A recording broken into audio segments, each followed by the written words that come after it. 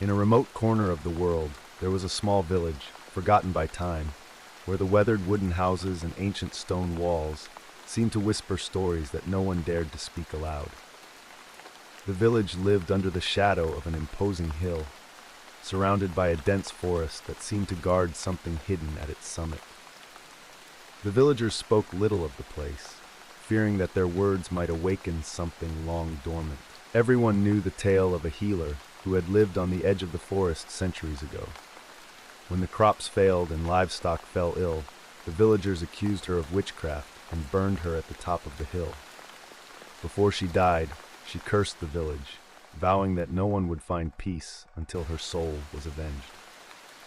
Since then, the hill had been avoided, as it was said that the witch's whispers could be heard at night, and some claimed to have seen a shadowy figure among the trees. Those who dared to venture there returned changed, unable to speak of what they had seen. The hill became a constant reminder of the village's dark past. Time passed, but the story was never forgotten. Children were warned to stay away from the hill, while some dismissed the legends as mere superstition.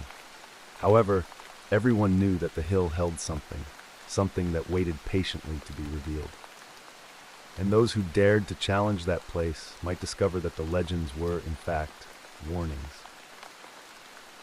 He arrived in the village seeking a quiet place to start anew, knowing little about the area and carrying an arrogance that made him dismiss superstitions. The villagers welcomed him warmly, but he soon noticed the strange silence that fell whenever the hill was mentioned.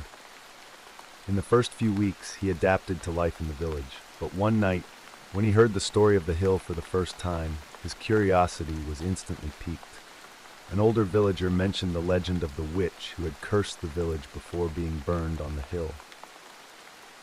Though the others avoided the topic, the young man, skeptical and fascinated by mysteries, insisted on learning more, convincing himself that it was all just foolish superstition. Determined to climb the hill, he believed he could prove that there was nothing real about the stories. Driven by curiosity and disbelief, he prepared for the adventure, grabbing a lantern and a coat, and set off toward the trail that led to the hill. Ignoring the slight chill he felt as he glanced back, he began the ascent, unaware that he was about to awaken something ancient and dangerous. The darkness on the hill was different from the darkness in the village. As he began the ascent, he noticed that the narrow path was swallowed by a shadow that even the moonlight couldn't penetrate. The lantern barely illuminated the ground in front of him, and the silence around him grew heavier, as if the hill itself was watching him. As he climbed higher, a growing sense of unease gripped him. The air turned colder, and he noticed strange, subtle changes. The leaves on the trees didn't rustle with the wind, and a cold breeze seemed laden with something sinister. He began to hear soft whispers that grew louder, surrounding him, sending chills up his spine. The lantern started to flicker, casting shadows that seemed to move on their own. Panic began to set in when he heard a distinct sound, like branches snapping, but he saw nothing. The feeling of being watched became unbearable, and he realized that something was deeply wrong on the hill. Shadows started to appear at the edges of his vision, and he heard a low, malicious laugh that made him freeze with fear. He broke into a run, desperate to escape the hill, but it felt as though he was getting no closer to the top. Each step seemed to pull him deeper into the darkness, and he knew that something was following him, something that should never have been awakened. As he ran, the hill seemed to stretch endlessly, with the whispers and laughter echoing in his mind. When he finally reached the summit, the true terror began. At the top, an ancient circle of stones marked the spot where, according to legend, the witch had been burned. The air was thick and oppressive, and a growing panic seized him, but he couldn't move. Suddenly, a low moan broke the silence, followed by a thick fog around the stone circle. A specter with empty, furious eyes emerged, the witch, or what remained of her. With a cruel smile, she muttered incomprehensible words, making it clear he would pay for invading her territory. Paralyzed by fear, he couldn't move or scream as she floated toward him, overwhelming him with terror. Just before losing consciousness, he saw her twisted smile grow impossibly wide, and then everything went black. When he awoke, he was lying next to the stone circle, drenched in cold sweat. Though the witch had vanished, He felt her presence in every shadow around him. Trembling, he stood and began his descent down the hill, knowing he would never be the same. The darkness felt thicker, and the whispers were now in his mind. He realized that, while he had physically escaped, the witch's mark would haunt him forever. As he reached the village, it felt like a different world, but he knew what he had experienced was real. The legend of the witch wasn't just a story, and her curse was true. He had awakened something that should never have been disturbed. With his mind a whirlwind of fear, he began his descent down the hill, driven by sheer survival instinct. With every step, he felt the witch's presence, like a shadow pursuing him. The trees around him seemed to watch, and the wind whispered maliciously. The treacherous terrain caused him to stumble and fall, as if the hill itself was mocking his attempt to escape. The darkness around him distorted reality, and the shadows took on fleeting shapes that vanished the moment he tried to focus on them. He knew he was being hunted by something unseen, and felt the weight of the witch's curse tightening around his heart. Visions of pale, desperate figures appeared before him, trying to warn him, but their words were lost to him.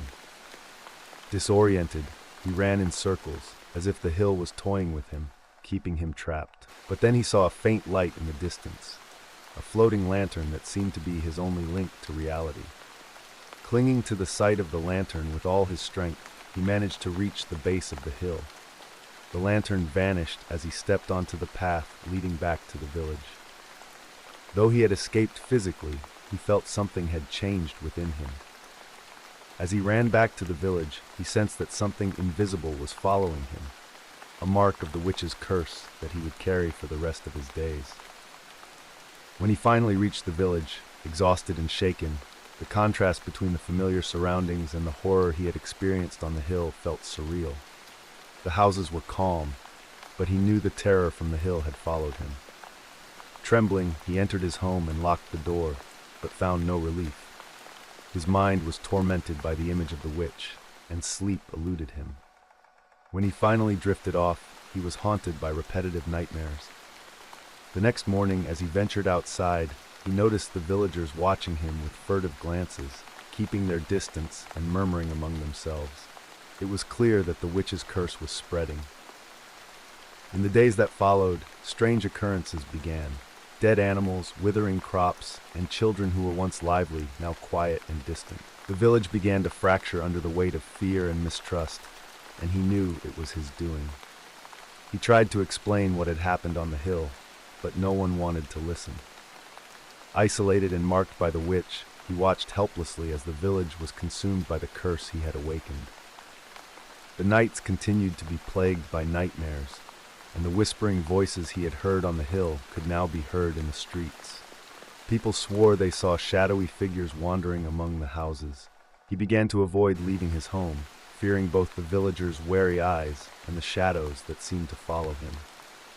He spent his days watching as the village slowly disintegrated, consumed by the curse. He knew there was no way to undo what he had done, and guilt and despair grew within him as the village became a shadow of what it once was, under the vengeful gaze of the witch he had awakened. The days in the village dragged on, and the once lively place had become a shadow of its former self. The streets were deserted, and the few villagers who ventured out did so with haste and fear. He, marked by the hill and the legend of the witch, felt the weight of guilt and was shunned by all. The guilt gnawed at him, and his home, once a refuge, had become a prison. The nightmares of the witch and the hill haunted him, and the darkness within his mind gave him no respite. He realized that the witch's curse had taken root deeply within him and the village. The isolation and guilt became unbearable, and he decided that he had to do something to try to undo what he had caused. One night, he took his lantern and headed back toward the hill, determined to offer his life to save the others. When he reached the summit, he knelt in the circle of stones, waiting for whatever might come. But the witch did not appear. It was then that he understood the curse could not be undone by a simple sacrifice. The witch would let him live, trapped in his own mind, haunted by what he had unleashed, knowing that the curse would follow him forever. Resigned, he descended the hill for the last time, aware that the village was doomed and that he would carry the burden of guilt until the end of his days. The hill, the witch, and the curse had become part of him, a shadow that would never leave.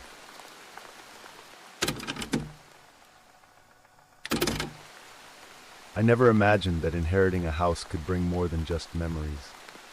When I arrived in that rural area, everything seemed too quiet, as if time itself had stopped there, trapped among the tall trees and the oppressive silence. The house, isolated from the world, stood alone in the middle of the vast land, its old walls carrying secrets I had yet to discover. On the first night, as the wind blew through the cracks in the windows, something began to move outside. At first, I thought it was my imagination, but soon the sound of heavy footsteps on the roof dissuaded me of that notion. It was as if something was lurking, waiting for the right moment to reveal itself. With my heart racing, I went to the window, and there, outside in the yard, I saw something that made the blood freeze in my veins. The figure was there at a distance, but its eyes shone in the darkness, fixed on me. It looked like a man, but there was something profoundly wrong with him. His body was a grotesque fusion of human and canine features, a creature born of a nightmare. I stood paralyzed, unable to look away, while it remained still, staring at me as if it were waiting for something, or someone. It was only when the creature disappeared into the darkness that I was able to move again. At that moment, a certainty overtook me. This house, which was supposed to be a refuge, harbored a terror I was not yet ready to face. But somehow, I knew that the true horror was only beginning. The night came faster than I expected, bringing with it a dense darkness that swallowed the entire horizon. After an exhausting day of unpacking boxes and trying to bring some life to that old house, all I wanted was a bit of rest. I lit the fireplace in the main room, letting the crackling of the flames fill the almost palpable silence that enveloped every room. As the wood burned, I decided to explore a bit more of the house, curious about the traces my grandfather had left behind. The corridors were long and dark, with wooden floors that creaked with every step. Old paintings hung on the walls, depicting unknown landscapes and faces of people I had never met. There was a strange sensation that the eyes in the paintings followed me as I passed, observing my every move. Upstairs, I found a locked room. The lock was rusted, but with some effort, I managed to open it. The air inside was heavy and dense, as if no one had entered that space for decades. In the center of the room was a table covered with a dusty cloth, and on it, an old leather notebook, worn by time. I thought about examining it more closely, but a sudden sound made me freeze in place. Gathering courage, I quickly descended the stairs and went out through the back door, armed only with a flickering flashlight. The night air was cold, and a thin mist was beginning to form over the lawn. I pointed the light at the roof, but saw nothing but dancing shadows created by the nearby trees. Then, out of the corner of my eye, I noticed movement near the forest that surrounded the property. I turned the flashlight in that direction, and my blood froze. Among the trees, a figure was standing, half hidden by the shadows, but clearly watching me. It had the height and shape of a man, but there was something profoundly wrong with its posture and contours. The creature's eyes shone with an intense yellow, reflecting the light from my flashlight in an almost supernatural way. Its skin appeared dark and rough, with a wet sheen as if it had just emerged from a swamp. The most terrifying was the shape of its face, a disturbing mix of human and canine features, with an elongated jaw and sharp teeth that gleamed in the darkness. I stood paralyzed, unable to move or even breathe properly. The creature tilted its head slightly, as if studying me, evaluating every piece of my soul exposed in that moment of absolute terror. For a moment that seemed eternal, we stood there, staring at each other in the cold darkness of the night. Then, without warning, the creature turned and disappeared among the trees with impressive agility, leaving only silence and my fear as company. With trembling hands, I returned to the house and locked every door and window I could find, trying to create a barrier between myself and whatever was out there. That night, sitting near the now nearly extinguished fireplace, I realized that something much darker than I could imagine was connected to that house. The legacy my grandfather had left me carried dark secrets, and I feared that this was only the first of many terrifying nights to come. The following day brought a false sense of security. with the sun shining through the dusty windows, dissipating some of the fear that had taken root in me during the night. Still, the memory of that creature did not leave me in peace. Every time I closed my eyes, I saw those yellow eyes staring at me, and the sound of footsteps on the roof echoed in my ears. I decided that I needed answers. I couldn't simply ignore what had happened, but I didn't know where to start. So, I did what any sensible person would do in a situation like this. I went to the neighbor's house, the only living soul within miles. She was an elderly woman of few words, who always seemed to be apart from everything, as if time had also forgotten her there. I knocked on her door, and when she opened it, her eyes seemed to pierce me, as if she already knew the reason for my visit. We sat in her kitchen, a place steeped in the smell of dried herbs and something else indefinable, and I began to recount what had happened. I told her about the footsteps on the roof, about the creature I saw in the yard. She listened in silence, without interruptions, her gaze fixed on mine, evaluating every word I said. When I finished, the silence in the kitchen became almost unbearable. The old woman remained thoughtful for a long moment before finally speaking. Her voice was low, almost a whisper, but every word she said seemed to carry the weight of centuries. "What you saw," she began, "was not any ordinary animal, nor an ordinary man. It was a Nahual." The term seemed familiar to me, something I might have heard in some old story, but I couldn't quite remember what it meant. She continued, explaining that the Nahual was a kind of sorcerer, someone who possessed the ability to transform into animals, usually with malicious intentions. These beings, according to the legends, could take on the form of terrifying creatures, mixtures of man and beast, and were known to hunt those who were indebted to them. As she spoke, the terror I felt the previous night began to grow inside me again.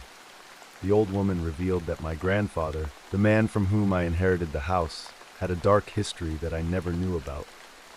He had apparently involved himself in esoteric practices, seeking power and protection in places he shouldn't have. Somehow, he made a pact with the Nahual, but it appeared he never fulfilled his part of the agreement.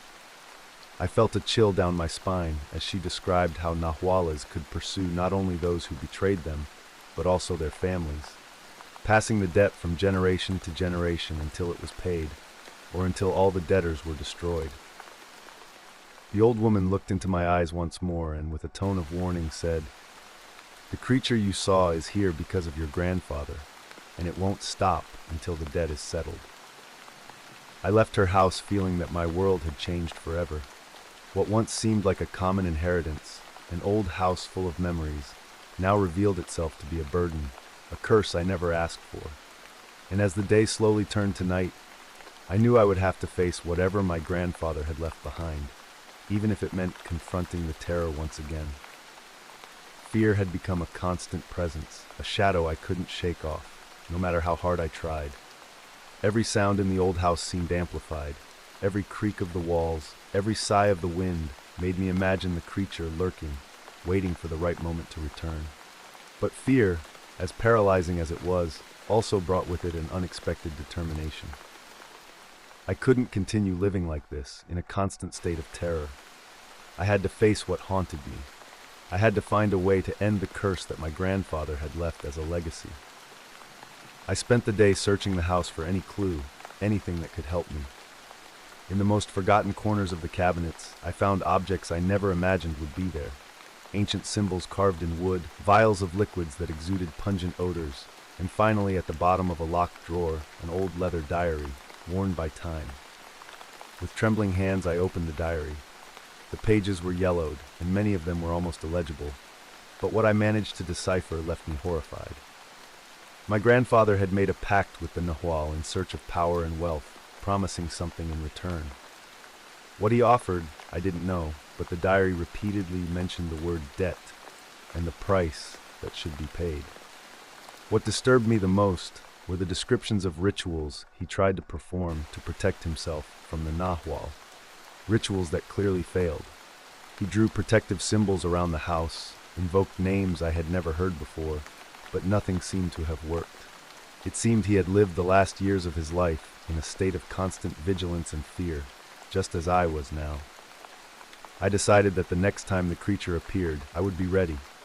I would follow the instructions in the diary, no matter how insane they seemed, in the hope of protecting myself and perhaps even confronting the creature.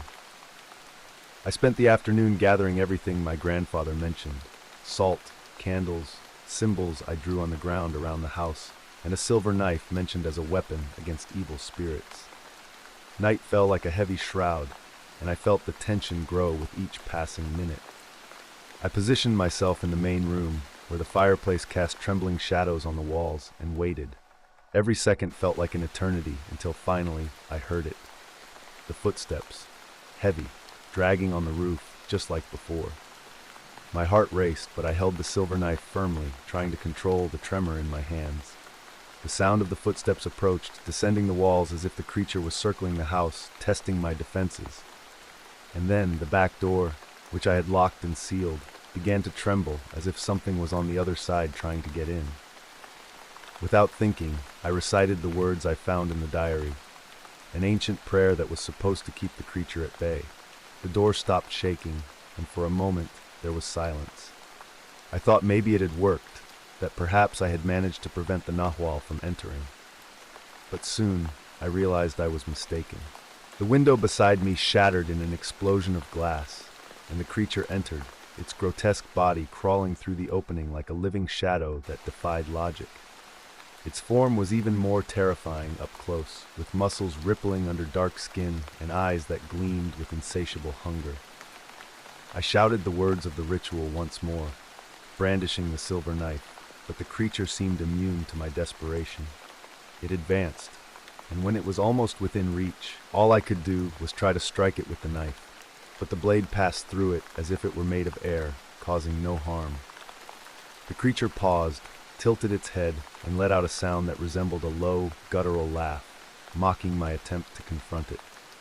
It was at that moment I understood. What my grandfather had left for me was not something I could fight with strength or courage. The debt he had with the Nahual was not something I could pay with rituals or weapons. It was beyond my control, a curse that would mark me forever, a debt that I, too, had inherited, and now knew I could never escape. Despair had infiltrated every fiber of my being. The previous night had been a terrifying revelation that I was utterly powerless against the Nahual. The ritual words had no effect, and the silver knife, which I believed to be my last line of defense, had proven useless. I knew I needed to act quickly, but the question that hammered in my mind was, what else could be done? The next morning, still trembling and mentally exhausted, I returned to my grandfather's diary, frantically flipping through the pages in search of some clue, something I had overlooked. And then, at the end of the diary, almost like a forgotten footnote, I found a mention of a last resort, something my grandfather apparently never had the courage to attempt. The note spoke of a final ritual, a sacrifice of great value, something that, according to his words, could appease the restless spirit and settle the debt. There were no clear details about what should be offered, only the indication that the sacrifice must be personal, something that carries a part of your soul. That last phrase deeply disturbed me. What could be a sacrifice so personal, so tied to the soul? I thought about my own life, my memories, the few things that still mattered to me. The idea of giving up something so intimate to a being that represented everything dark filled me with dread, but I knew I had no choice. If I didn't settle this debt, my life would be reduced to an endless cycle of fear and pursuit. And worse still, I felt that the Nahual wouldn't be satisfied with just me. It could go after others, spreading its curse beyond the limits of this house. I decided to follow the instructions for the ritual, vague as they were. I gathered the necessary objects, black candles, symbols drawn with my own blood, and most importantly, something that represented the sacrifice I was about to make. There was nothing material I could offer that had enough value. The only thing I had that truly represented who I was were my memories, my most cherished recollections. I followed the instructions in the diary to prepare the ritual in the same room where I had found the diary. As I drew the symbols on the floor, my mind wandered through the memories I was about to lose. I thought about my childhood, the happy moments I would never be able to revisit. I knew that if the ritual worked, Not much of who I was before would remain. Night fell once more, and I lit the candles, the air inside the room becoming dense and heavy, laden with a dark energy. I sat in the center of the circle I had drawn and began to recite the ritual words, feeling a growing pain in my chest as if something was being ripped out from within me. As I recited, I noticed the environment around me began to change. The shadows on the walls lengthened, contorting into impossible shapes, and the air around me seemed to vibrate with an invisible but terribly powerful presence. The now familiar sound of footsteps echoed through the room, but this time I didn't look. I knew the creature was there, waiting for what I was about to do. I closed my eyes, and with a final word, I offered my memories, my past, as the final sacrifice. I felt a sharp pain, as if a part of me had been torn away and then a void. When I opened my eyes again, the room was silent. The shadows had returned to normal, and the Nahual was gone. I didn't feel relief. Instead, a deep sadness enveloped me. I knew I had paid the debt, but the cost was too high. The memories I sacrificed, the fragments of my soul that were now lost, could never be recovered. I was still alive, but an essential part of who I was had been erased forever. I walked through the house in a state of torpor, trying to find some trace of what had happened. The fear, for now, had disappeared, but in its place was a void that I didn't know how to fill. I knew that despite having survived, what was left of me would never be the same. The debt had been paid, but at a price I would carry with me forever. As I left the house for the last time, I looked back at the dark windows and the walls that now seemed just an empty shell. I left the property behind, knowing I would never return, but also knowing that what was lost in that house would stay with me, a silent shadow in my heart for the rest of my days. I left the house behind with the certainty that I would never return. As I walked down the dirt road, the feeling of emptiness grew inside me, an open wound that would never heal. The sky was cloudy, and the wind blew through the trees, but everything seemed distant, as if I were separated from the world by an invisible barrier. The debt had been paid, but the price I paid was greater than anything I could have imagined. The memories I gave to the Nahual, the parts of my life that disappeared at the moment of the sacrifice, left a hole in my soul. I could feel that something was missing, pieces of who I was, moments I would never be able to relive. I arrived in town at dusk, exhausted both physically and emotionally. I found a small hotel and rented a room, trying to convince myself that it was all over, that the Nahual would not follow me. But as I lay in bed, the emptiness inside me continued to grow, a silent darkness that whispered in the depths of my mind. Days passed, and though the fear of being pursued by the Nahual diminished, the weight of the loss became unbearable.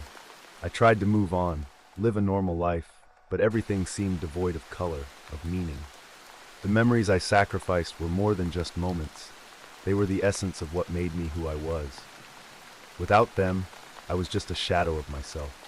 Sometimes in my dreams, I still hear the footsteps on the roof, see the yellow eyes shining in the darkness. I wake up in a cold sweat, my heart racing, and for a moment I believe the creature has returned. But soon, I realize that the true terror is not out there but inside me, in the part of my soul that was ripped away and will never return. Deep down, I know I will never truly be free. The debt was paid, but the cost was my own identity. Now I am just a man marked by an encounter with the supernatural, a victim of a curse that took more than I was willing to give. And so I live my days in an unsettling quiet, knowing that even if the Nahual never appears again, it has left its mark on me. The house, the pact, the creature, all these are part of a past that is now an indistinct fog.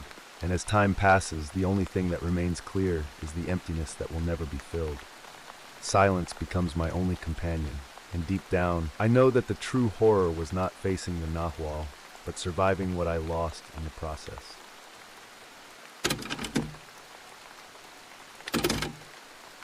The forest seemed the same as always that morning, but something in the air was wrong. The silence was thick, suffocating. The trees swayed gently, but the branches made no sound. Only the wind passed through, a strange wind carrying murmurs that only the keenest ears could catch. The ranger walked along the trail he knew so well, the packed earth creaking under his heavy boots. The sun was starting to rise between the treetops, but its light, which should have brought comfort, seemed weak, pale. He felt a growing unease, a discomfort tightening in his chest. Something was different that day, something he couldn't name. The forest, once so familiar, now seemed to whisper secrets from forgotten eras. Perhaps it was just his mind playing tricks, but deep down, the ranger knew he was being called. Something was drawing him away from the known paths toward a place that should not be found. Without understanding why, he veered off his usual route, his feet carrying him deeper into the woods. The bird's song ceased. The wind stopped. Only the rustle of leaves under his boots remained, like an echo guiding him forward. The ranger ventured deeper into the dense forest, the feeling of being watched growing with every step. The path he now followed was almost invisible, as if nature itself was trying to hide it. The surroundings seemed darker, despite the sun now high in the sky. The trees, once welcoming, were now closer, their twisted branches resembling deformed hands. At one point, he stopped. Something unusual caught his eye. A series of leaves arranged in a deliberate pattern on the ground, forming symbols that defied chance. There was something unsettling about these designs, an eerie intelligence behind their creation. The hairs on the back of his neck stood on end, and he took a step back, but curiosity pushed him forward. As he pressed on, the sensation of crossing an invisible threshold overwhelmed him. It was as if he had stepped into a hidden world within the forest itself, and there it was, the clearing. A place unmarked on any map, a place no one had ever mentioned. And in the center of it, what he saw made his breath catch in his throat. The clearing was wide, yet somehow oppressive. Strange markings were etched into the ground, forming intricate designs, lines and curves that seemed to pulse as if they were alive. Some of them glowed faintly, emitting a sickly, cold light that seemed to come from the earth itself. The ranger knelt, touching the ground with his fingertips, feeling a surge of energy flow through his body, like an electric current filling him with unease. He tried to make sense of the symbols, but they were alien in their complexity, beyond anything he had ever seen. The air around him vibrated, heavy with something ancient, primordial. The feeling of being watched returned with more force, and he quickly stood, his eyes scanning the clearing. Everything was silent. No birds, no animals, only the echo of his own breathing and the distant sound of a wind that shouldn't have been there. As his gaze searched the shadows among the trees, a terrible thought began to form in his mind. He was not alone there. Something was watching him. Without warning, figures began to emerge from the darkness between the trees, their bodies cloaked in long, dark robes. They moved silently, almost ethereally, as if they were gliding over the ground without making a sound or leaving a trace. The ranger tried to step back, but his legs were frozen in place, as if the roots of the earth had risen to hold him captive. In the center of the circle formed by the hooded figures knelt a woman. Her skin was pale as the moon, and her eyes, there was no life in them, only a void, a terrifying emptiness. She muttered in a language the ranger couldn't comprehend, ancient words that reverberated in the air as if they were made of dust and bones. The sound of her words seemed to make the markings on the ground glow more brightly, responding to her commands. The ranger felt his chest tighten, the air around him becoming heavier, nearly impossible to breathe. Now, he understood. This wasn't an accident. He had been drawn to this clearing, and whatever was happening there, he was a part of it. Escape seemed increasingly impossible. The woman's chanting grew more intense, and the ground beneath the ranger's feet pulsed in sync with her rhythmic incantations. The cloaked figures moved around him in silent unison, forming a circle that tightened with every moment. The ranger tried to fight against the suffocating sensation that overwhelmed him, but it was as if the very air had been infused with an invisible force, keeping him rooted in place.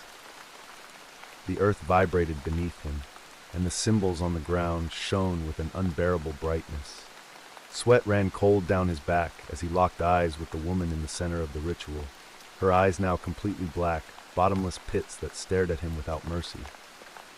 In that moment, a horrifying realization dawned on him. His presence was no accident. He was not just a witness to the ritual, he was part of it. He felt a presence inside him, something growing, feeding on his fear. It was as if the very soil was pulling him downward, draining his essence to nourish whatever was being awakened there. The chanting of the figures grew louder, blending with the hum of the glowing symbols beneath him. The forest had swallowed him whole, and now he was entwined in an ancient, relentless cycle. The ranger fought against the paralysis that held him, his body immobilized by the force radiating from the clearing. He knew that if he didn't act, he would be consumed by the dark presence pulsing beneath his feet. With an almost superhuman effort, he willed his limbs to move, forcing them free from the invisible chains that bound him. First an arm, then the other, until finally he broke free from the grip that had kept him frozen.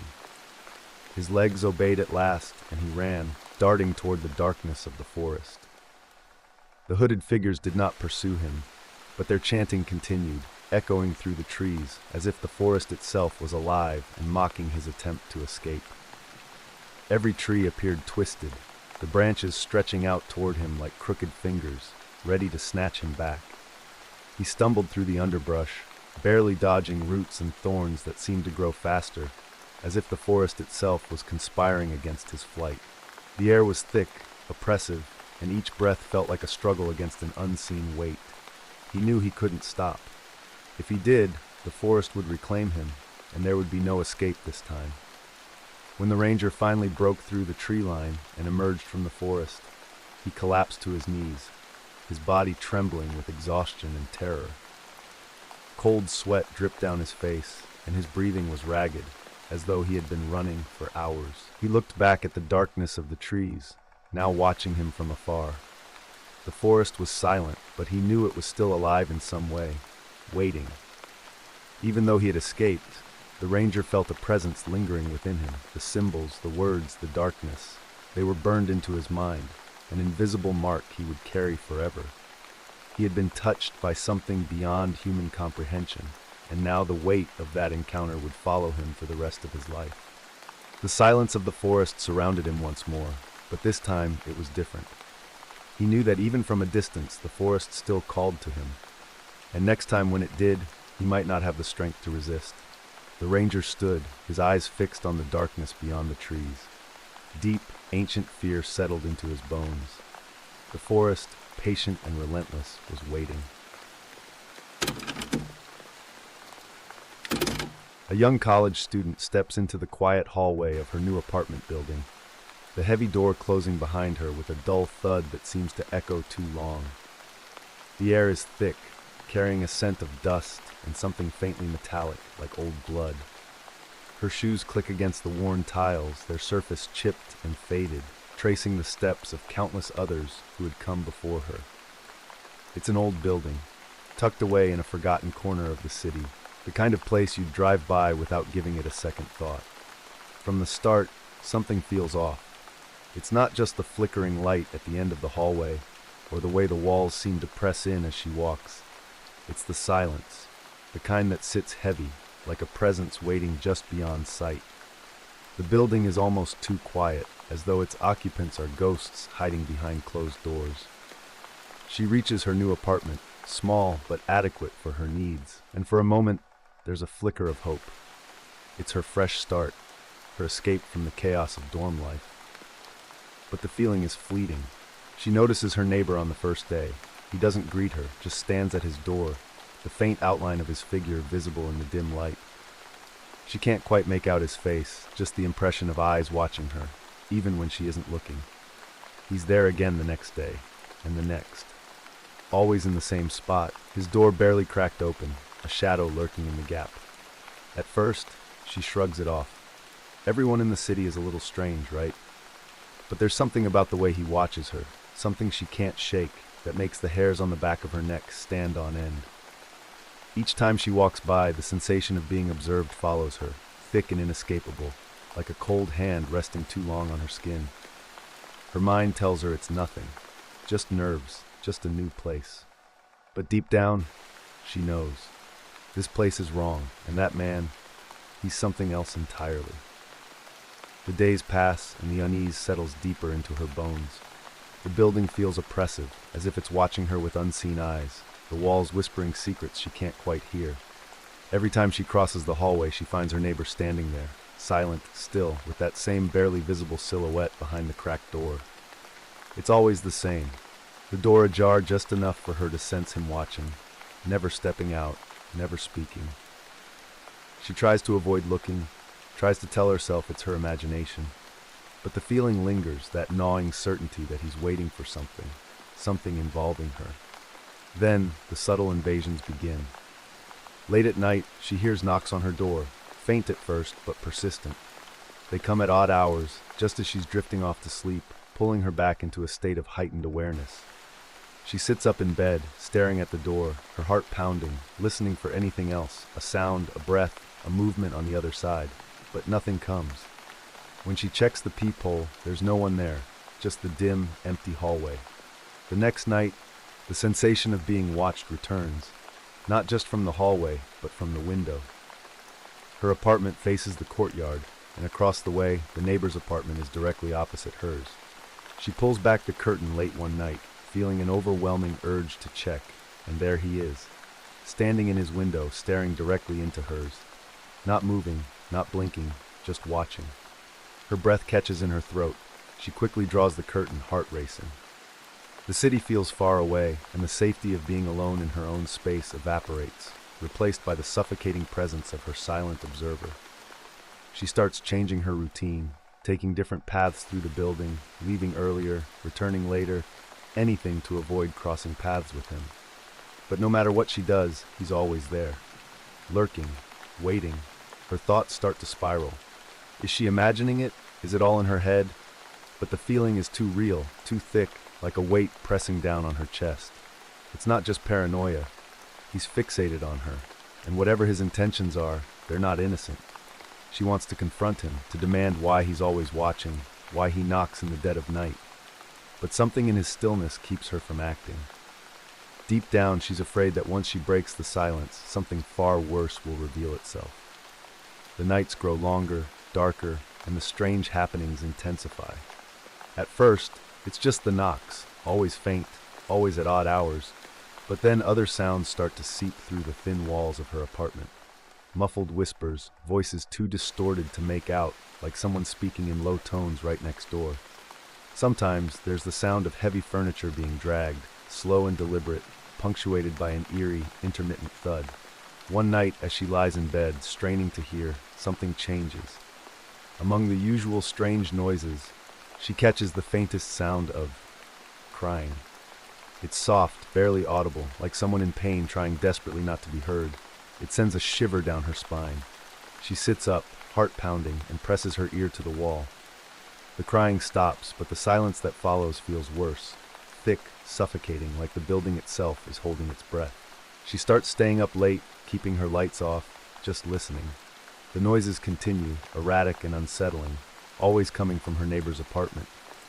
Sometimes the whispers sound almost ritualistic. The language is foreign, unfamiliar, with a rhythmic cadence that makes her skin crawl. It's as if she's overhearing something that shouldn't be heard, something meant to stay hidden behind closed doors. Her curiosity takes root, slowly overpowering her fear. She tries to observe without being noticed, leaving her apartment door slightly open when she hears him in the hallway, or pressing her ear to the wall when the sounds begin again at night. Every time she gets close, the noises stop, as though he knows she's listening. During the day, she begins researching. She checks old tenant records, scanning through the building's history, hoping to find something, anything, that could explain the strangeness surrounding her neighbor. Most of the residents have come and gone, leaving no trace, but she discovers one thing. Her neighbor's apartment has had more tenants than any other unit in the building, many of whom left suddenly without a forwarding address. It's as if they vanished into thin air, their names erased from memory. When she tries to talk to the other residents, they become evasive. The elderly woman down the hall glances nervously at her door when asked about the neighbor, muttering something about bad things happening in that apartment, but refuses to say more. The other tenants either ignore her questions or act like they don't know who she's talking about. It's as if her neighbor is a shadow, someone nobody wants to acknowledge, as though speaking of him would somehow bring his attention to them. One evening, the sounds from next door become louder, more distinct. This time, the crying is unmistakable. It's not just fear or pain, it's raw desperation. She clutches her phone, debating whether to call for help, but something in her gut tells her it won't be that simple. She knows she's being drawn deeper into something far darker than she ever expected. And yet, the pull is undeniable. She has to know. The question gnaws at her mind, consuming her thoughts day and night. What is happening in that apartment? And why does it feel like the answer is waiting for her to find it? One night, after days of restless watching and sleepless nights, she notices something different. Her neighbor's door is slightly ajar, a sliver of darkness spilling out into the dim hallway. It's late, too late for visitors, and the silence in the building is thicker than usual, the kind that presses against your skin. Her heart pounds, but there's something about the open door that compels her. Maybe it's curiosity, maybe it's the need for answers, but she knows this is her chance. She steps out of her apartment, barely breathing as she creeps toward the door. The hallway feels endless, and with each step the silence seems to grow louder, humming in her ears. When she reaches the door, she hesitates. There's a moment, a fleeting second, where she considers turning back, slamming her own door shut, and pretending this is all some terrible dream. But she doesn't. Instead, she pushes the door open, slowly, as if any sudden movement might wake something lurking inside. The apartment beyond is dimly lit by a single flickering lamp. The air inside is stifling, heavy with the scent of mildew and something far more unsettling, a rotting, metallic odor that churns her stomach. She steps inside. The place is eerily empty at first glance. Sparse furniture, dust thick on every surface, like it hasn't been touched in years. But something is wrong. Horribly wrong. As she moves deeper into the apartment, her eyes are drawn to the walls, where symbols, intricate and disturbing, are scrawled in a dark, sticky substance. They wind across the walls, twisting and turning like they have a life of their own, forming patterns she doesn't recognize, but instinctively knows are ancient. Her skin crawls. The symbols seem to pulse, almost alive, and the air grows colder the further she moves into the space. She passes through the small living room and into a hallway, where a single door at the end stands slightly open. A faint light spills out from the crack, flickering like a candle. She knows she shouldn't go further, but something deep and primal urges her on.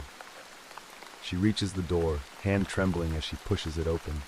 Inside, the room is small, claustrophobic, and filled with things that don't belong. Strange artifacts, old, weathered bones, jars filled with dark, murky liquids, and more symbols etched into the walls and floor. In the center of the room is an altar, crude and ominous, covered in more of the same dark substance that lines the walls. But it's the thing hanging from the ceiling that makes her blood run cold. A large, tattered sheet hangs, shrouding something beneath it, its shape distorted but unmistakably human. The smell hits her then, decay, thick and suffocating, the stench of death. She stumbles back, her hand flying to her mouth as her stomach churns violently, and then she hears it. A soft rustling, like something shifting beneath the sheet. She freezes, heart hammering in her chest, every instinct screaming at her to run. But before she can, the sheet falls away, revealing the true horror beneath it. It's not human, at least not anymore. What's left is something twisted, deformed beyond recognition, its limbs contorted in impossible angles, its skin stretched tight and gray. But it's the eyes, lifeless and yet somehow watching her, that paralyze her in place. The thing is suspended, hanging by ropes tied to hooks embedded in the ceiling. It's as if it's been displayed, sacrificed, or worse, kept alive by some dark, malevolent force. A low, guttural whisper fills the room, and she realizes with dawning terror that it's coming from behind her. She turns, slowly, her breath catching in her throat, and there stands her neighbor. His eyes are wide, unblinking, and his lips move silently, mouthing the same dark words she had heard through the walls. And in that moment, she knows. This isn't just some twisted ritual or dark obsession. This room, this apartment, it's a gateway, a place where something ancient and unspeakable has been called, and it's waiting for her. The realization slams into her like a wave of ice. This isn't just a man with strange habits, nor a curiosity gone too far. What she stumbled upon is something ancient, something evil, and it has been waiting for her all along. Her neighbor stands motionless, eyes wide, his lips still moving in that whispered, indecipherable chant. The air in the room vibrates with something unseen, a dark force that seems to pulse from the symbols on the walls, through the very floor, and into her bones. It's not just fear anymore. It's a presence, thick and alive, pressing down on her, making it hard to breathe. She backs away, her gaze flickering between the grotesque figure hanging from the ceiling and her neighbor, whose chant grows louder, more urgent. The words, though alien, begin to take shape in her mind. She doesn't understand them, not fully, but she knows they're calling to something, something older than time, something that exists beyond the thin veil of reality. Suddenly, the room itself seems to shift. The shadows deepen, stretching unnaturally across the walls, twisting into shapes that writhe and coil like living things. The symbols pulse, growing brighter, as if drawing energy from the air around them, feeding off her fear. The figure hanging from the ceiling stirs, and her heart seizes in terror. Its twisted, decaying form twitches, a slow, agonizing movement that sends a chill down her spine. Then she feels it, the presence. It's no longer just lingering, it's here, in the room with her. A cold, suffocating weight that presses against her chest, seeping into her skin. She knows, deep down, that it's been watching her from the moment she moved into the apartment. The strange occurrences, the noises, her neighbor's unsettling behavior, all of it had been leading to this. It's been waiting for her, drawing her closer, luring her to this moment.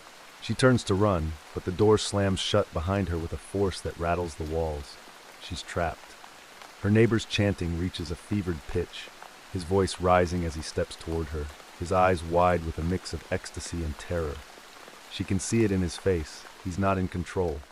He's merely a vessel, a pawn in whatever horrific ritual has been unfolding in this cursed apartment. Desperation fuels her next move. She grabs the nearest object, a heavy, rusted candlestick from the altar, and swings it at the neighbor with all her strength. The blow connects, sending him sprawling to the ground, his chanting cut off mid-word. But the silence that follows is far worse. The presence in the room grows heavier, angrier, and the air turns bitterly cold. The figure hanging from the ceiling twitches violently, and then, with a sickening crack, its head snaps toward her. It shouldn't be possible. The thing has been dead for who knows how long, but its eyes, clouded and glassy, lock onto hers, filled with a malevolent hunger. It opens its mouth, and though no sound escapes, she can feel the scream reverberate through the air, a silent wail that shakes the very foundation of the apartment.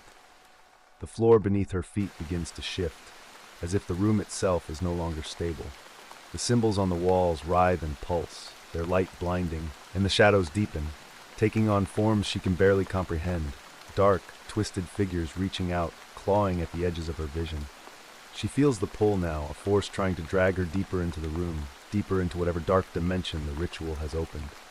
Her mind races. She has to escape. But how? The door is sealed. The walls seem to close in on her, and the thing in the room, once dead, is now very much alive. Alive with a hunger that seeks to consume her. But then a thought cuts through the chaos. The symbols.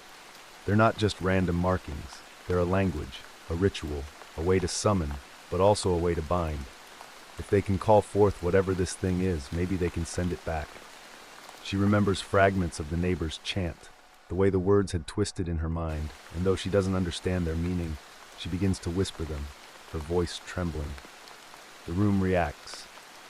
The presence shifts, the air vibrating with a new energy, and the shadows hesitate as if confused. She continues, her voice growing stronger, repeating the chant as the symbols pulse brighter, flickering like a dying light. The figure hanging from the ceiling thrashes violently now, its body contorting in unnatural ways, its gaze locked on her with a fury that threatens to swallow her whole.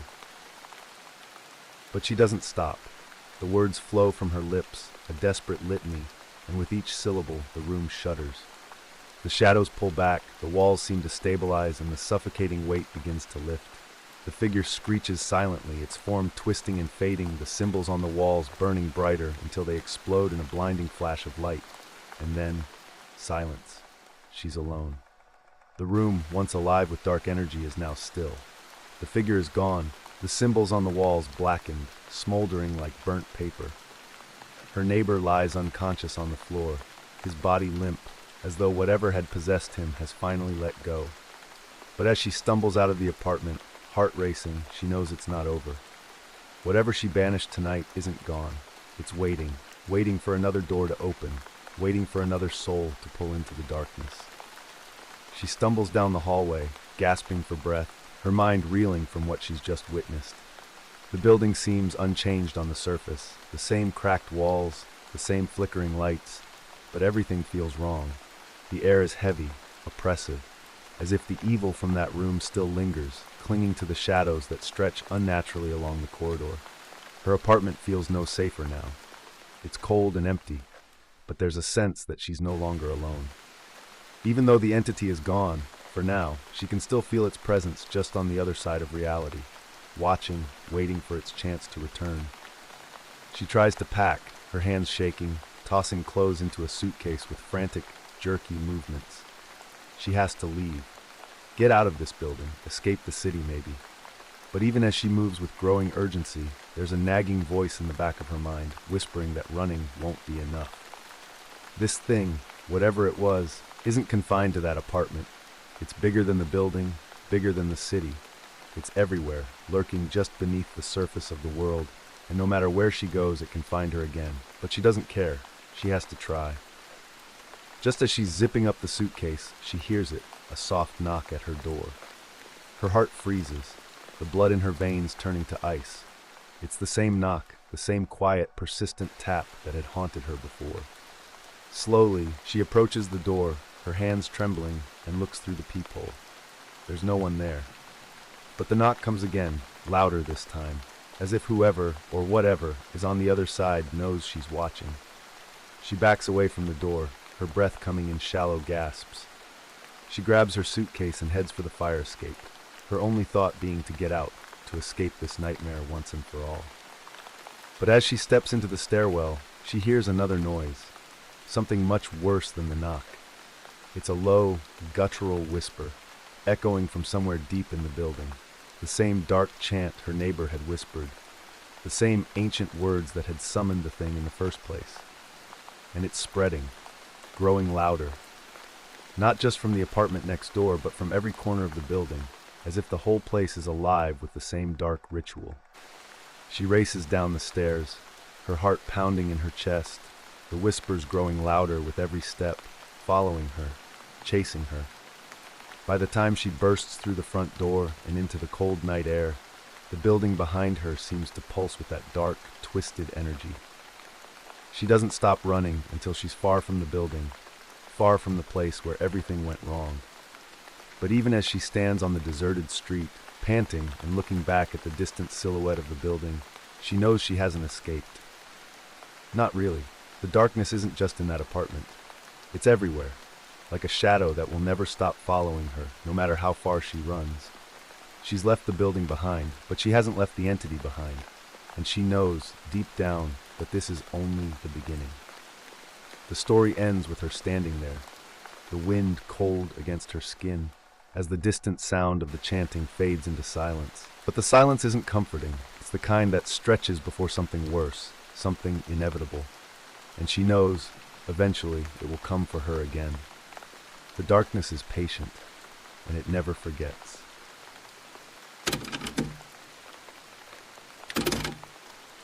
The wind was gentle at first, barely noticeable as it swept through the towering trees, whispering softly like a secret carried on the air. The forest stretched endlessly in every direction, its ancient branches reaching toward the sky as if to cage the sun, now dipping below the horizon. A father and his son walked through the underbrush, their boots crunching the dry leaves beneath them. They had planned this trip for months, a chance to escape, to breathe fresh air and leave the world behind for a while. But as the sky darkened, there was something else in the air, an unease that neither of them could shake. The father, though determined to hide it, felt it first, a pressure, a weight that pressed down on his chest as the wind picked up. The boy, younger and more sensitive, seemed to notice it too. He kept close to his father's side, his small hands gripping the straps of his backpack, as though holding on for dear life. Thunder rumbled in the distance, faint but growing louder with each passing minute. The air grew thick, heavy with the promise of rain, and the leaves began to tremble in anticipation. They were still a ways from their campsite, but the father quickened his pace, trying to outrun the storm. The boy stumbled slightly, glancing nervously at the tree line, where shadows seemed to move in the fading light. "It's just the wind," the father said, forcing a smile that didn't quite reach his eyes. The boy nodded, but his grip on the straps only tightened. They were alone, or at least they thought they were. The first crack of lightning split the sky, illuminating the forest in a sudden, stark flash. For just a moment, the trees stood taller, darker, their silhouettes menacing in the pale light. And in that brief second, something else, something neither of them wanted to acknowledge, moved in the distance.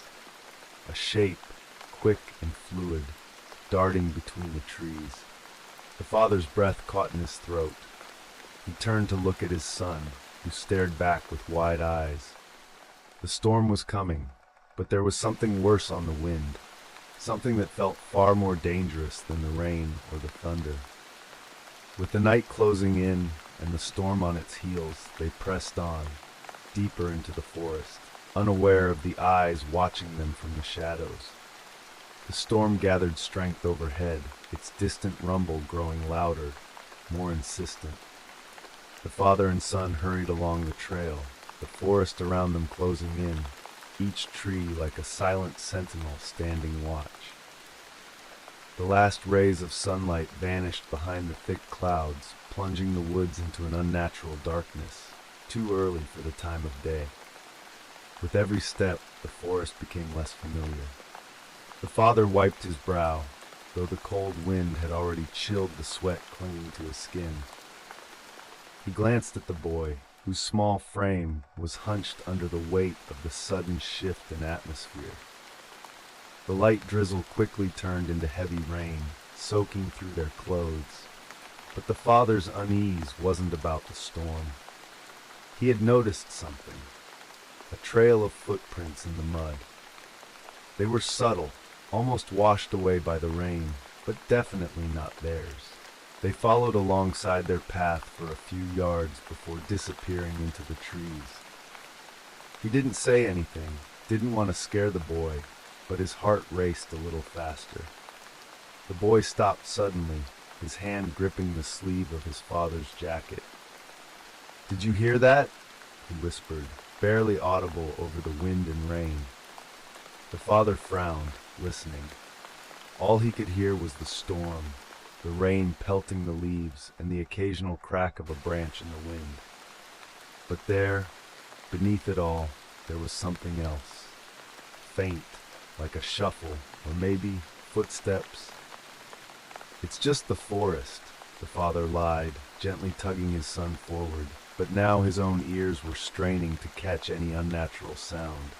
Every rustle of the underbrush felt wrong, like it was trying to mask something or someone moving just beyond their sight. As they pressed deeper into the woods, the rain fell harder, a solid sheet that blurred their vision. The boy kept glancing over his shoulder, as if expecting to see someone or something emerging from the shadows.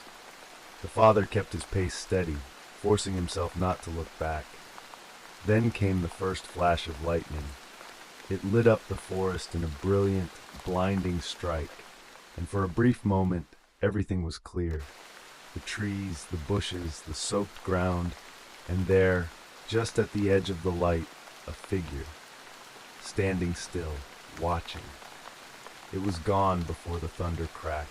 The boy's hand trembled in his father's grip, his breath coming out in quick, shallow gasps. The father didn't need to ask. He'd seen it too. Something or someone was out there, following them. Panic flared in his chest, but he swallowed it down.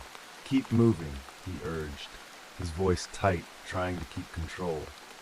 They couldn't stop now. The storm was growing stronger, and whatever was out there, it was getting bolder. With every crack of thunder, The father couldn't help but wonder if the next flash of lightning would reveal the figure standing closer, the space between them shrinking with every step. Night had fully descended by the time they found the cabin. It sat half hidden among the trees, its wooden walls gray with age and moss clinging to the damp planks. The roof sagged, and the windows were little more than gaping holes, long since abandoned to the elements.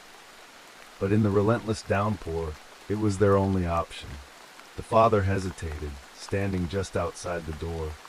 Something about the place felt wrong, as though it had been left to rot for a reason.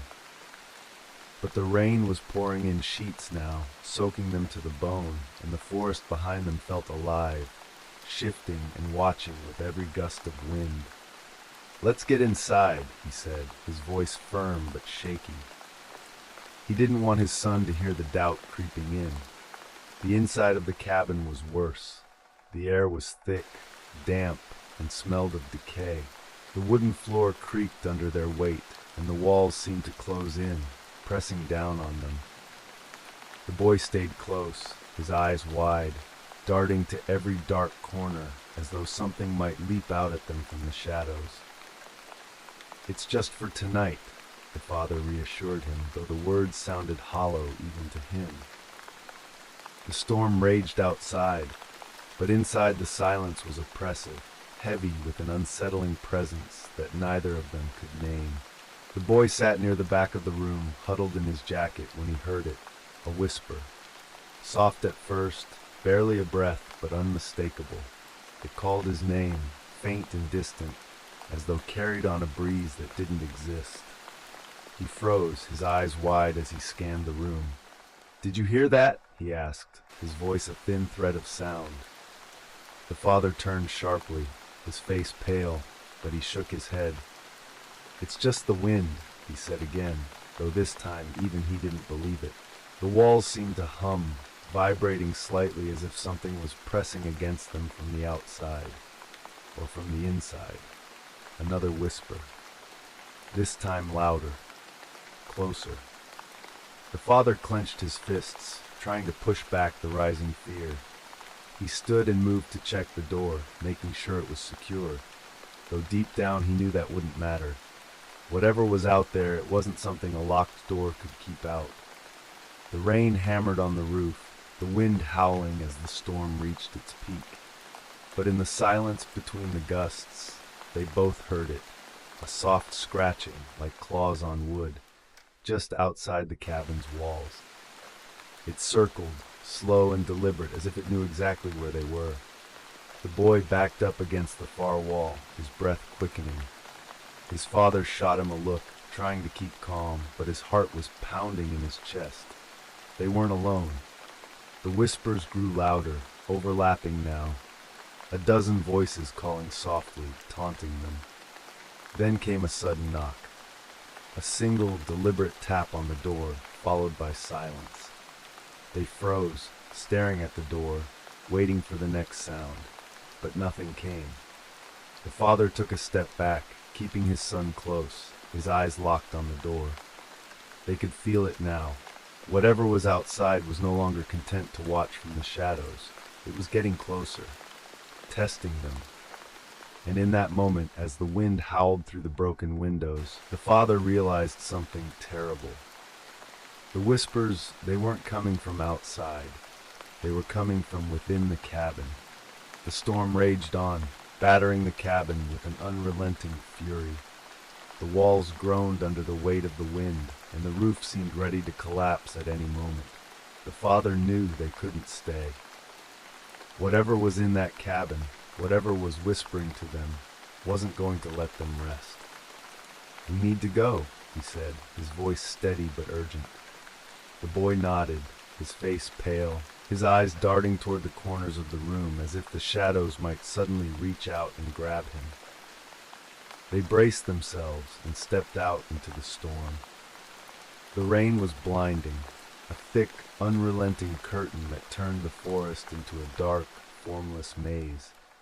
Lightning crackled above, illuminating the trees in brief, jagged flashes. For a moment, the boy thought he saw movement among the trunks, something slipping between the trees impossibly fast.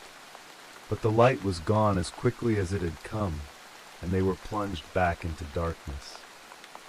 The father gripped the boy's hand, pulling him forward. "Stay close," he said, though his voice was nearly drowned out by the storm. Each step felt like a battle against the wind and rain, and the forest had changed in the dark. Every path seemed unfamiliar, twisting in directions they hadn't seen before, as if the woods themselves were trying to confuse them. Then they heard it. Footsteps. Soft at first, almost lost beneath the sound of the storm, but unmistakable. Something was following them. The father tightened his grip on the boy's hand, his heart hammering in his chest. He quickened his pace, pulling the boy along with him, but the footsteps grew louder. Closer. They ran. Branches whipped at their faces, the mud pulling at their feet, but they didn't stop.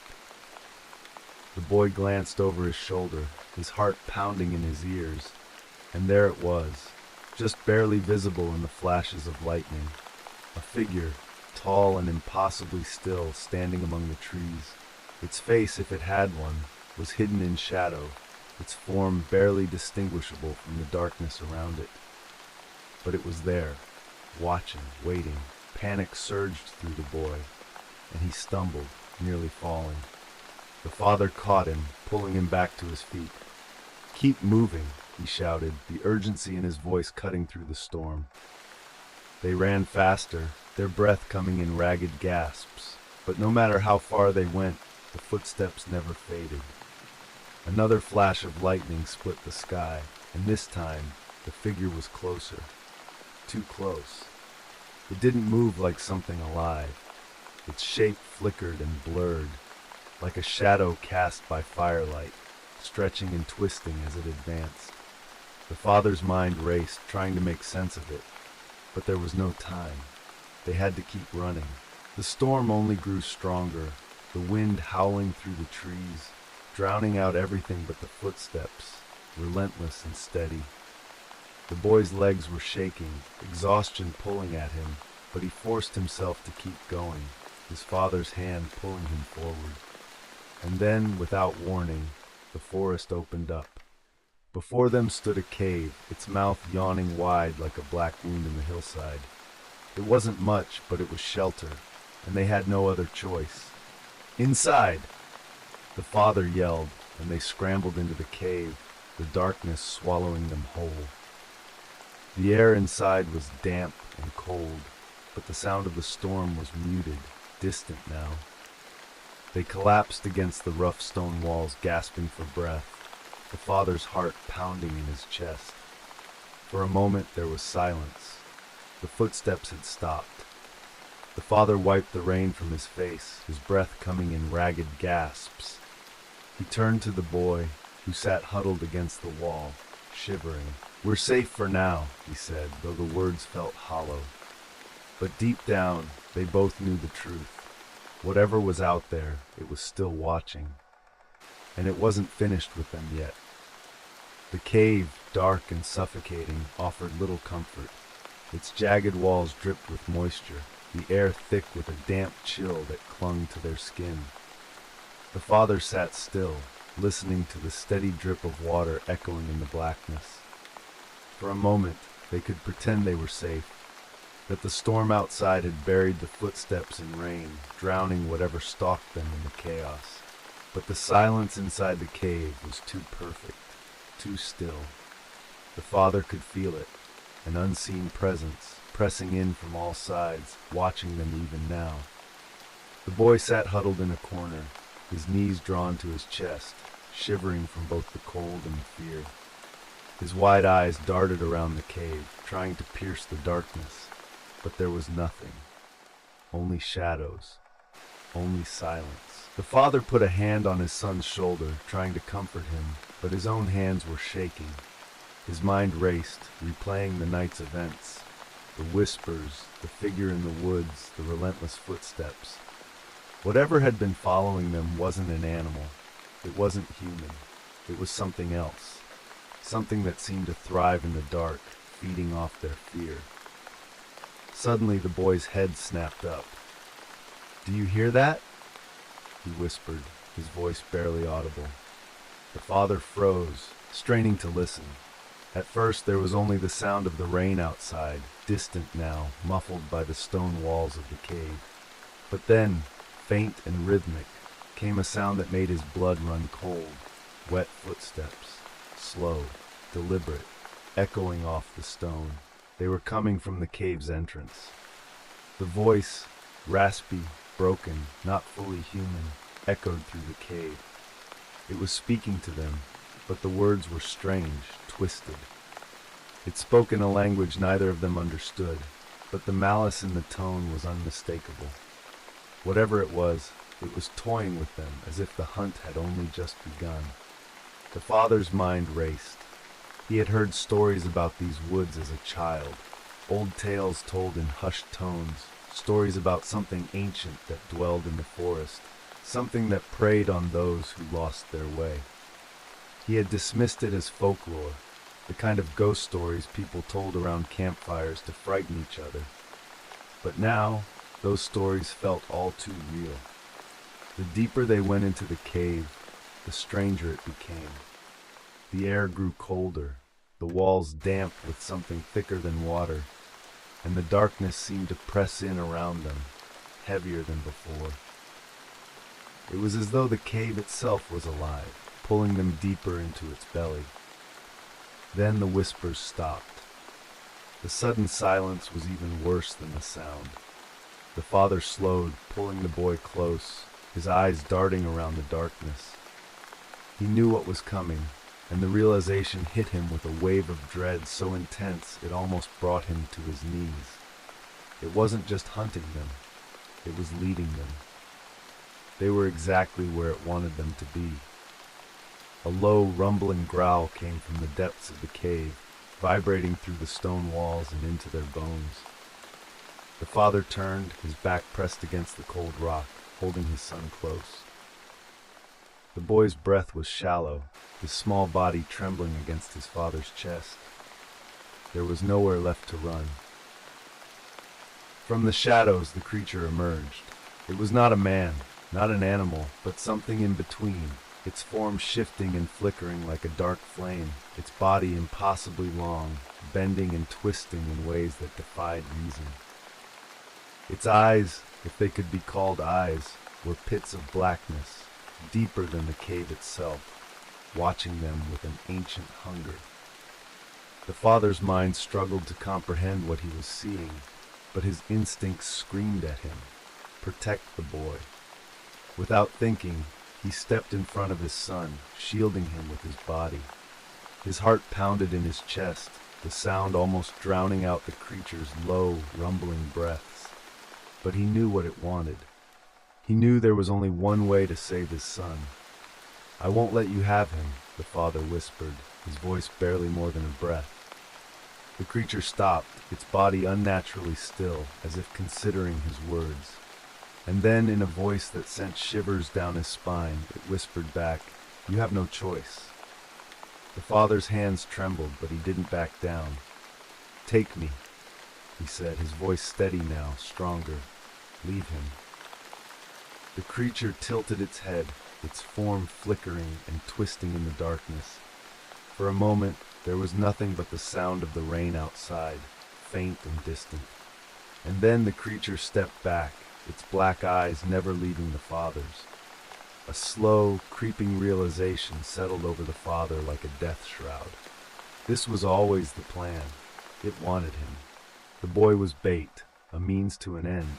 The father swallowed hard, his eyes never leaving the creature's form. "Run?"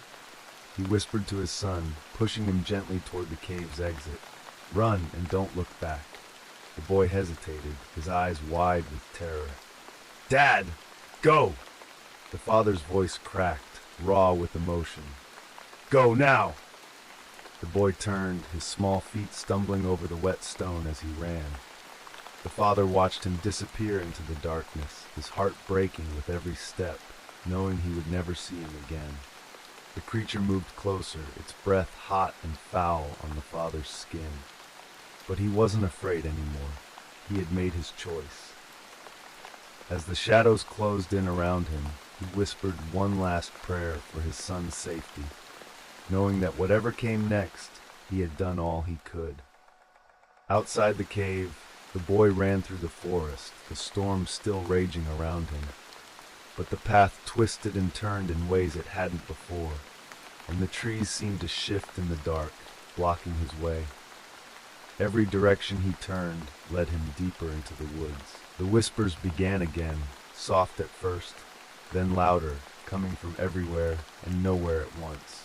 The boy's breath came in ragged gasps as the forest seemed to close in on him, the trees stretching toward him like skeletal hands. And then he understood. The forest itself was alive, and it wasn't going to let him go, just like it hadn't let his father go. The whispers rose to a deafening crescendo as the boy disappeared into the night, swallowed by the storm, the forest, and the ancient, relentless darkness that had claimed them both. The storm finally began to die, its fury giving way to an eerie stillness. The rain slowed to a drizzle, the wind barely a whisper as dawn crept over the horizon. The forest, soaked and heavy, lay quiet, as though it had never been disturbed. The trees stood tall and unmoving, casting long, dark shadows over the soaked earth. There was no trace of the chaos that had unfolded in the dead of night, but the silence was deceptive. The forest, though still, was not at peace. Deep in its heart, where the father and son had vanished, something lingered, something ancient and insidious, woven into the roots and branches, watching over its domain with patient hunger. The boy's trail was gone. The mud had washed away any footprints, and the cave, once their final refuge, stood hidden again, a part of the forest's endless maze. Only the faint echo of whispers remained, carried by the breeze, too soft to be fully heard, but unmistakable to anyone who dared listen closely enough. In the distance, a search party called out. Men and women, their voices tinged with desperation, combed through the forest in the early light, calling the names of those who would never answer. They followed the paths the father and son had once taken, their boots sinking into the same mud, their eyes scanning the same dark corners. But the forest was indifferent, swallowing their cries just as it had swallowed the pair. As the searchers delved deeper into the woods, one of them stopped, frowning at the ground. A flash of recognition passed over his face, a single footprint, too small to be the father's, barely visible in the mud. He knelt, running his fingers over the faint outline, his heart quickening. For a brief moment, he felt hope. The boy had passed this way. But when he looked up, squinting into the shadows between the trees, something caught his eye. Just at the edge of his vision, where the forest seemed darkest, a figure stood. It was the boy, or at least it looked like him, small, still, watching from the shadows. The searcher called out, his voice hoarse from days of yelling. "Hey, it's okay, you're safe now, come here!" But the boy didn't move. He stood in silence, his face obscured by the shadows. The searcher's heart pounded in his chest as he stepped forward, slowly, cautiously, unsure of what he was seeing. Another flash of movement, a tall, dark figure behind the boy. Impossible to make out, but its presence was undeniable, standing just beyond him, watching too. The searcher's blood ran cold as he realized that something was deeply, terribly wrong. The boy, if it was the boy, slowly turned, disappearing back into the trees, as if being led deeper into the heart of the forest. And the searcher stood frozen, listening to the faint, distant whispers that drifted on the breeze just at the edge of hearing. The forest had claimed them, as it had claimed others before, and now it would wait for the next to wander too far. In the heart of the woods, where the ancient shadows never lifted, the hunt would begin again.